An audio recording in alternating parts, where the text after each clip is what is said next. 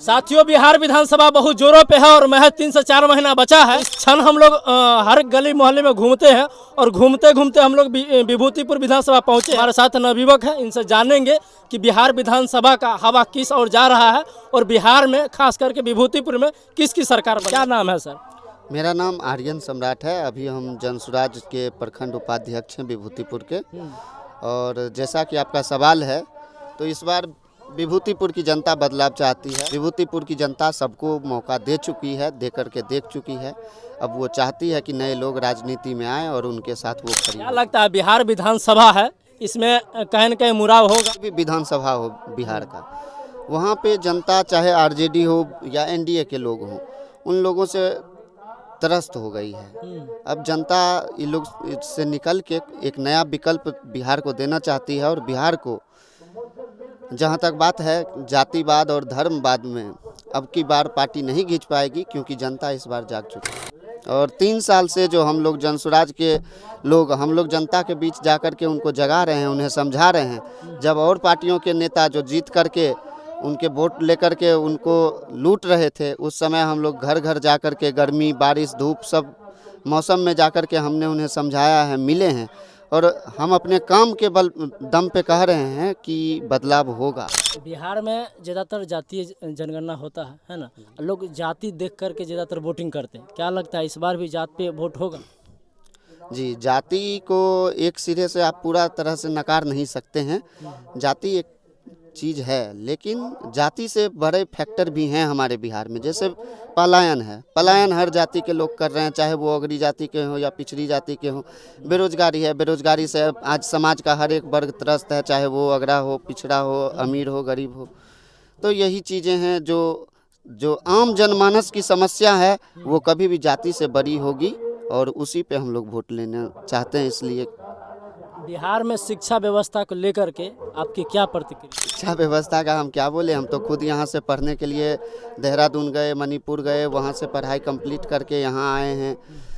तो यहाँ पे और बाहर में हम देखे तो बहुत सारी बेसिक फैसिलिटी हैं जो हमारे यहाँ नहीं है, जिसकी ज़रूरत है। कहीं ना कहीं हमारे यहाँ के लोगों को ज़रूरत है और सरकार हमें वो सुविधाएं अपनी तरफ से मर्जी से नहीं दे रही है। तो मजबूरी हो जाता है कि हमें उनसे छीन कर या संघर्ष करके लेना ही पड़ेगा, उसके बिना चलने वाला नहीं है। क्योंकि बहुत सारे लोग कहते हैं कि अजय कुमार जी बेस्ट है, हम लोग फिर से अजय को ही लाएंगे। अजय कुमार जी का किला हिल गया है, ये बात आप देख लीजिएगा। बहुत जल्द ही चुनाव है, अभी ऑटो पे बैठे हैं, बहुत जल्दी। हाँ, और भी जनसंपर्क। हाँ, एक वीडियो बहुत ज़्यादा वायरल हो रहा है कि कल या परसों का बात है जी। 4 साल जो आदमी क्षेत्र में नहीं दिखते हैं, वो अगर जनता से जुड़ाव के लिए ऑटो में घूम रहे हैं, अच्छी बात है। लेकिन जनता जाग गई है। अजय जी से हम यही कहना चाहेंगे कि अब की बार आपका सारा पैतरा फेल है। आपको तेजस्वी को लेकर के क्या प्रतिक्रिया? क्योंकि तेजस्वी को लोग युवा नेता मानते हैं और युवा को लेकर के बहुत ज़्यादा हल्ला रहता है बिहार में। तेजस्वी जी अगर लालू जी के बेटा नहीं होते तो आज शायद आप उनके बारे में हमसे नहीं पूछ रहे होते। आज की बिहार के राजनीति में आप देखिए, लालू जी आए थे, वो बोले थे कि राजा का बेटा राजा नहीं बनेगा। अब लोकतंत्र में रानी के पेट से राजा पैदा नहीं होगा। तो लालू जी का ये चरित्र रहा है कि वो बोलते कुछ हैं, करते कुछ हैं। तो उसी को ये दर्शाता है। क्या वो लालू जी जब जात की राजनीति करते हैं तो यादव जाति में क्या और लोग सीएम के रेस में नहीं हैं? क्या सबसे काबिल तेजस्वी यादव ही हैं यादव में? यही चीज़ें हैं। और हम कभी नहीं चाहेंगे कि एक नौवीं फेल आदमी जो अपना वोट नहीं दे पाया, वो हमारे बिहार को चलाए। लोग कहते हैं कि विभूतिपुर में कुशवाहा बाहुल्य क्षेत्र है और यहाँ पे कुशवाहा एक अलग ही वोटर है, जिसको लेकर के बहुत सारे लोग चर्चाएं में बना रहते हैं। क्या लगता है आपको, कुशवाहा का वोट आपकी तरफ रहेगा? विभूतिपुर में एक दौर रहा है जब कुशवाहा और अन्य जातियों के बीच संघर्ष चला, तो उस समय कुशवाहा गोलबंद होकर वोट करते थे। आज भी उनकी अच्छी गोलबंदी है विभूतिपुर में, इस पे कोई शक नहीं।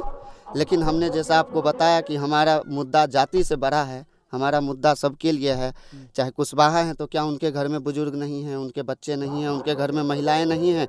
तो हम तो उनके बुजुर्गों को भी 2000 रुपया पेंशन महिलाओं को 4% सालाना ब्याज पे ऋण की व्यवस्था और बच्चों के लिए विश्व स्तरीय शिक्षा की व्यवस्था हम तो सभी के लिए करेंगे, तो जाति के फैक्टर को हम लोग तोड़ने में कामयाब होंगे इस बार। एक कार्ड बन रहा है जो जनसुराज ने जारी किया है ना, परिवार सहायता कार्ड है शायद, उसके बारे में परिवार लाभ कार्ड है, उसको आप कैसे खंडन करते हैं? जी, ये जनसुराज का ये जो परिवार लाभ कार्ड है, इसमें सरकार ये गारंटी दे रही है जनसुराज की तरफ से कि अगर हम सरकार में आते हैं तो आपको हर एक परिवार को हर महीने 20,000 का लाभ होगा। तो उसके बहुत सारे बिंदु हैं, जैसे आपके बच्चों की शिक्षा में हो गया, आपको किसान को मजदूर के लिए जो पैसे मिलेंगे वो हो गया, और जो वृद्धा पेंशन है, और जो रुपया मिलेगा रोजी रोजगार करने के लिए सस्ते ऋण पर, तो वो हो गया। जब आप उस सब को ओवरऑल करिएगा तो 20,000 के लगभग हर एक परिवार को जनसुराज की सरकार के आने के बाद से फ़ायदा होगा। आखिरी में बिहार के लोगों से क्या अपील रहेगा जनसुराज के तरफ? न जात पर न भात पर, इस बार वोट बस पीके की बात पर। जय बिहार, जय।